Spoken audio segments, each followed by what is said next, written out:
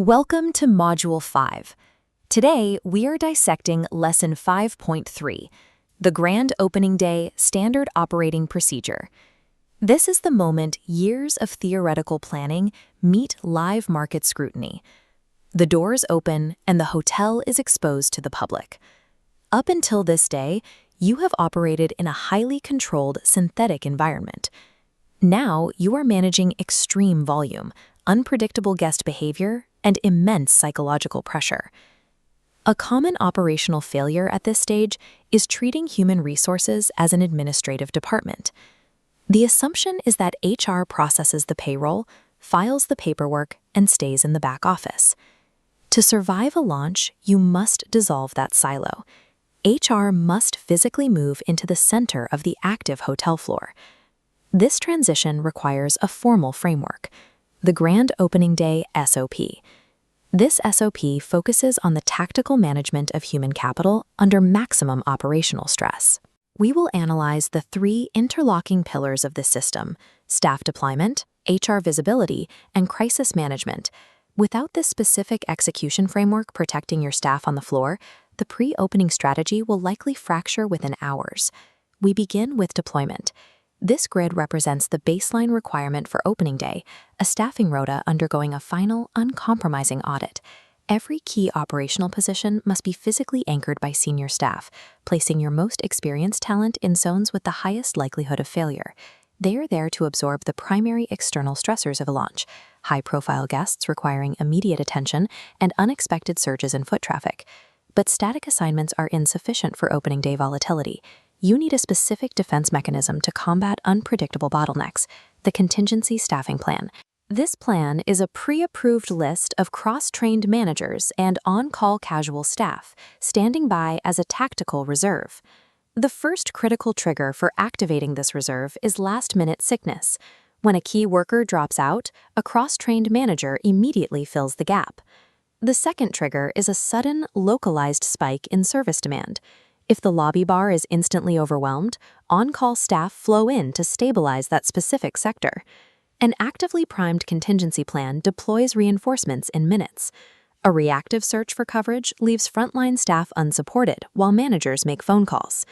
This dynamic deployment architecture isolates a localized staffing failure and neutralizes it, preventing a cascade into a hotel-wide service collapse. Now we move from back-end deployment mapping into the physical reality of the front office and lobby. Here, HR executes a tactical maneuver known as floating support.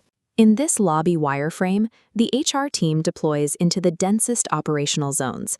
They systematically absorb administrative friction, managing guest flow and physically directing traffic away from overloaded service points. Next, they intercept and answer repetitive directional queries before those guests reach the reception desk.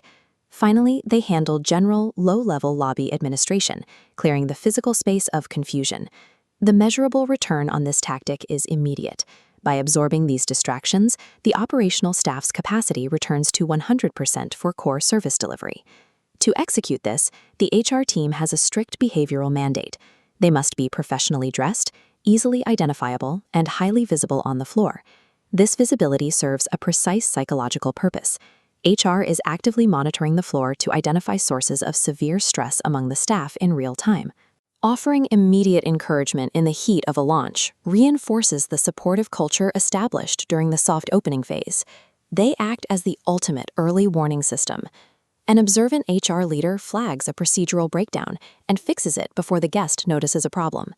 Physical HR visibility works entirely in tandem. It is simultaneously a tactical operational buffer and a psychological safety net for the team. Even with the most perfect deployment strategy, a sudden procedural breakdown or an acute operational crisis is highly likely on opening day. When a crisis hits, this flowchart maps the division of labor. The general manager owns the overall situational response, directing the immediate operational fix. HR, however, operates within a compartmentalized domain, the employee crisis protocol. The first mandate of this protocol is establishing rapid, unbreakable communication. Information flows in an exact sequence, from the GM directly to HR and then out to the department heads. Consistent messaging prevents internal panic. The second mandate is an immediate staff welfare response. This protocol deploys instantly in cases of physical employee injury or severe emotional distress. HR pulls the affected staff member off the floor and manages their care entirely. The third mandate is the enforcement of a strict media protocol. Opening days attract press. You must establish a single point of contact, usually the GM or marketing director, for any media inquiries on site. This mitigates the risk of a stressed staff member making unauthorized comments that could damage the brand's reputation or service culture. By compartmentalizing the response, the GM is free to address the operational failure, while HR secures the staff and protects the brand, ensuring continuity during a crisis.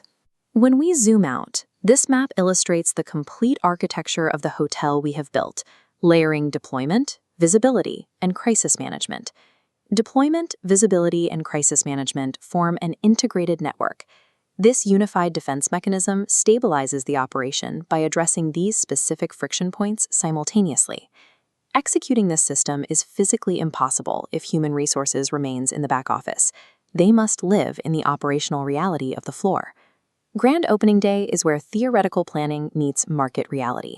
It is the moment the hotel executes the pre-opening promise.